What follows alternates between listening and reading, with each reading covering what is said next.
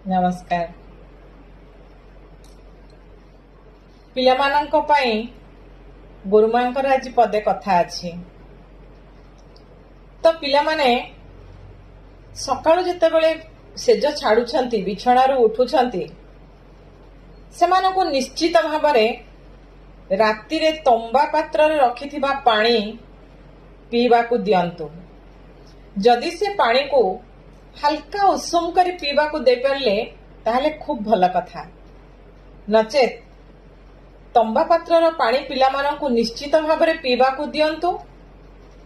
केते जाय रे बिस्किट सकाळु दियंती खाइबाकू, बिस्कुट आदौ पिलामानंकु दियंतु नाही खाइबा पई। एवं तंबा पात्ररे रखिथिबा पानी गोटे ग्लास पिलामानंकु पियाइबा सहित अति कम रे 10-15 मिनिट योगाभ्यास करांतु।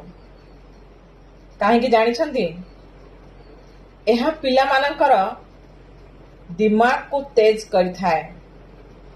सेमाने तीक्ष्ण बुद्धि संपन्न होइथांती पिलामाने। तेणु निश्चित भाबरे पिलामानंकु सकाळु तंबा पात्र रखा जाइथिबा पानी पीबाकू दियंतु। भाबुछि गुरुमांक कथा को आपण माने निश्चित भाबरे पसंद करिवे।